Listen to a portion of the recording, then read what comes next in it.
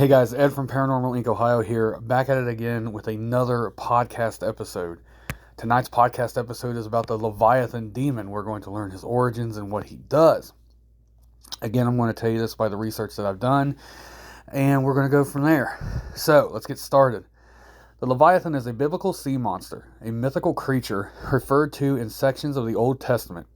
And while a popular metaphor in both Judaism and Christianity, the creature nonetheless is viewed differently in each religion. The creature can either be seen as metaphor for the sheer size and power of God's creative abilities or a demonic beast. In this context, the Leviathan is regarded as the monster of the waters, while the behemoth and the ziz are regarded as monsters of the earth and air. Respectively, outside of religion, Leviathan has become synonymous with any large sea creature, particularly whales. The term Leviathan comes from the old Hebrew name Leviathan or Leviathane, which means twisted, coiled.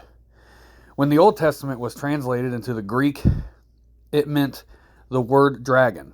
However, in English, the original Hebrew word has been translated into Leviathan in modern Hebrew. It simply means whale. Descriptions of the Leviathan vary according to each culture source. Almost unanimously, it is said to be a sea creature of immense size. Some report that its body resembles that of a whale, with a thick, cylindrical body and fins. Sometimes it is depicted as more of a dragon-like creature, covered in a body of scaly armor, sharp claws, rows of razor teeth, the ability to breathe fire, and a thinner, more serpentine body. The biblical references to Leviathan appear to have evolved from the Canaanite Baal cycle, involving the confrontation between Hadad, Baal, and a seven-headed sea monster named Lotan. Lotan is Ugaritic orthograph, or Hebrew Leviathan. Hadad defeats him. Biblical references also resemble the Babylonian creation epic Enua Elish, in which the storm god Marduk slays his mother, the sea monster and goddess of chaos and creation, Tiamat, and creatures, the earth and sky from two halves of her corpse. Such sea creatures are common to nearly all the ancient civilizations, particularly those that were geographically close to water, even during the later time of Greek and Roman seafaring. It was a dangerous and mysterious place in which humans could hardly penetrate to discover what lurked below. Sightings of whales and squid and other large water animals more likely fueled the mysterious belief in sea monsters.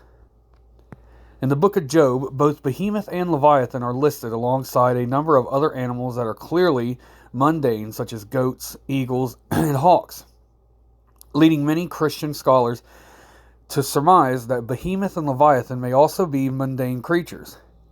The animal most often proposed for Leviathan is the Nile crocodile, which is aquatic, scaly, and possesses fierce teeth. Others suggest that the Leviathan is an exaggerated account of a whale.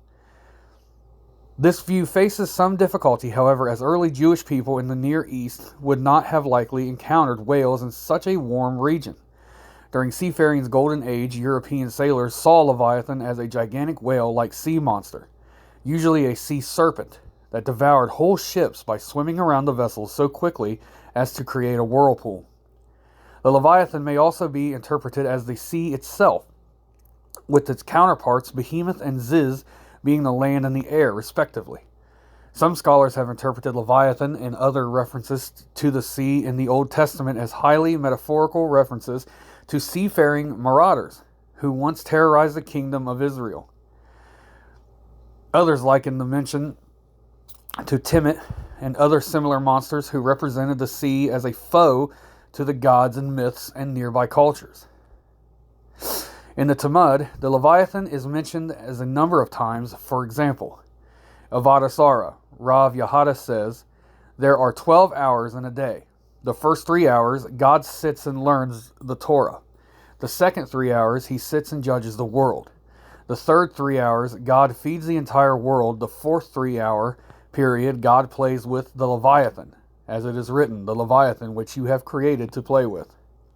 Moed Katan, Rav Ashi, said to Bar Kapok, what will be said at my funeral? He answered, if a flame can fall a cedar, what hope does a small tree have? If a Leviathan can be hooked and hauled to land, what hope has a fish in the puddle?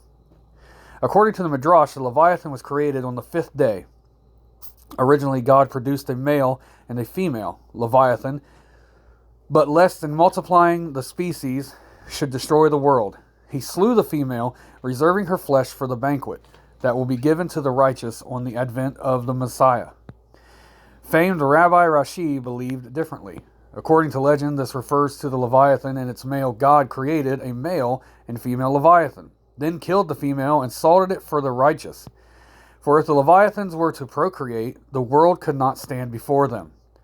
The festival of Sukkot, festival of booths, concludes with a prayer recited upon leaving the sukkah.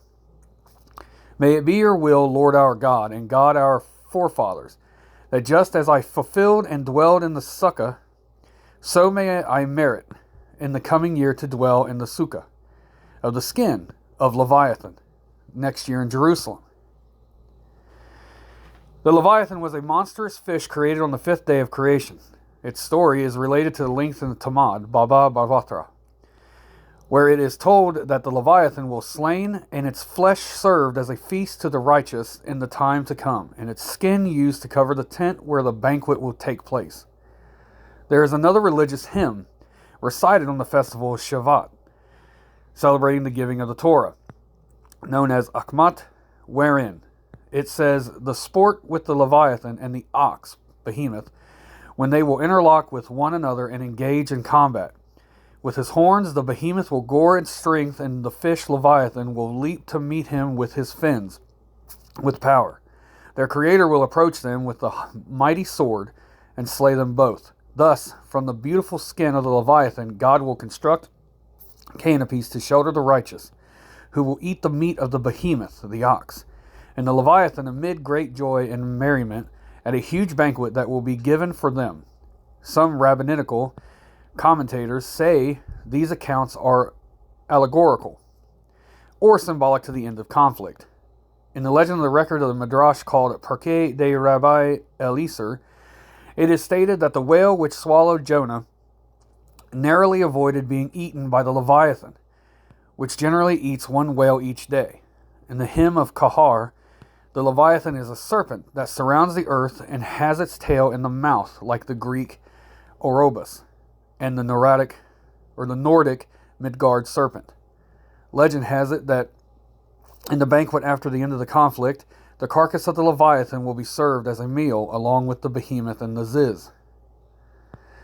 Isaiah 27:1 of the Christian Bible, in that day the Lord with his sore and great and strong sword shall punish Leviathan and piercing serpent, even Leviathan, that crooked serpent, and he shall slay the dragon that is in the sea. Psalm 74:14, thou didst crush the heads of the Leviathan, thou didst give him for food to the creatures of the desert. All right, guys, I'm reading this as the Bible states it. So, again, like I said yesterday, when they wrote the Bible, it's kind of hard to understand. So I'm just reading it as it is. I don't want to try to change it because I don't want to offend anybody out there, like some Christians, some Catholics, or anything like that. Psalms 104:25-26, O Lord, how manifold thy works and wisdom, you have created them all. So is the great and wide sea. There go the ships of the Leviathan, which you have created to play therein. Book of Job 3:8, may those who curse days curse that day, those who are ready to rouse Leviathan.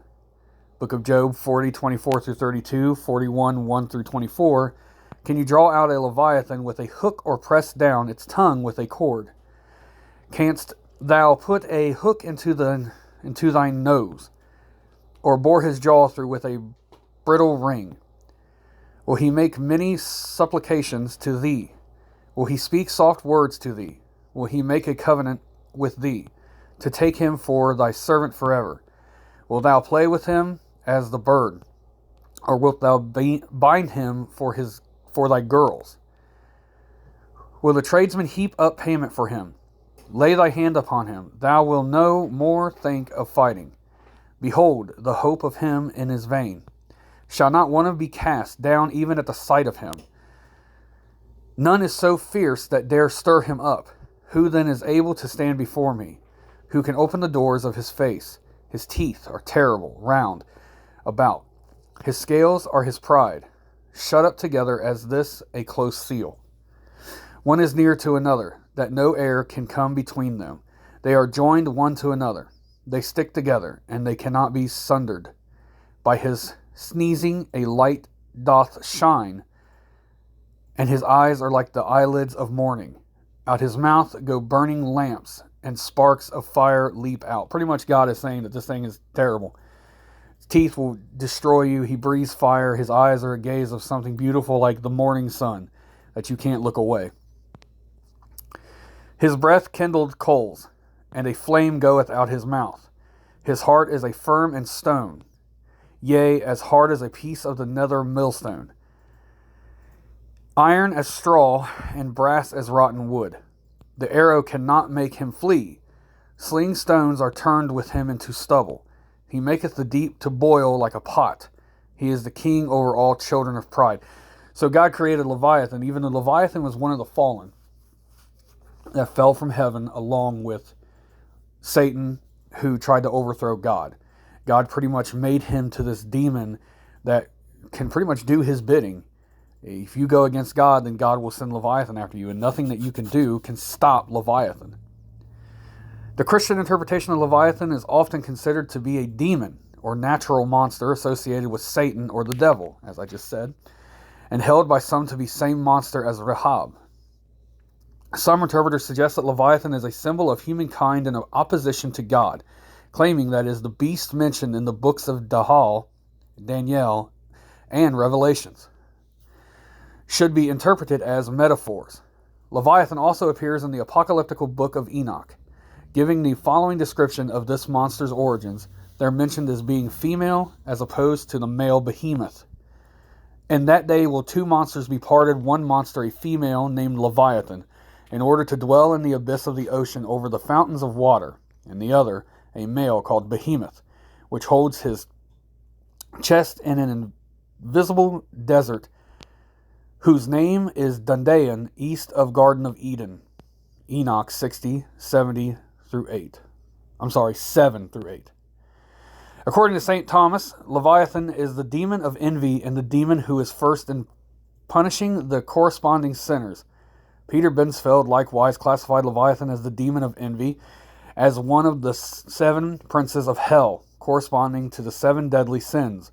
Leviathan became associated with and may originally have been referred to by the visual motive of the hellmouth, a monstrous animal into whose mouth the damned disappear at the last judgment, found in Anglo-Saxon art from about 800, the year 800, and later all over Europe. Leviathan is the title of Thomas Hobbes' seminal work on the social contract and the creation of an ideal state. The Commonwealth in Paradise Lost, Milton uses the term Leviathan to describe the size and power of Satan. The term Leviathan is often used as a generic term for anything large and all-consuming, partly due to the influence of Herman Melville's classic Moby Dick. The Leviathan has come to be associated by many with the sperm whale.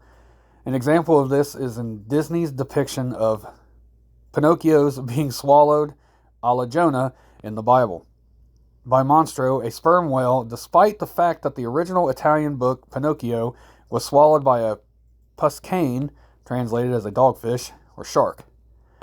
The Leviathan appears as a fairly major character in the 1975 science fiction story The Illuminatus trilogy by Robert Shea and Robert Anton Wilson. It is the remnant of the original single-celled life form on the planet after the first cellular division. One part continued to divide and eventually became the progenitor of all life on Earth, while the other remained unicellular and grew to monstrous proportions, and intelligence became Leviathan. So pretty much Leviathan is put out to be just the most horrible thing ever created by God. He was once one of God's most treasured angels along with Lucifer, And when Lucifer decided to take over and try to overthrow God, Leviathan was a part of the 7 that fell. There was many more than 7 that fell from heaven, but the main 7 he was a part of.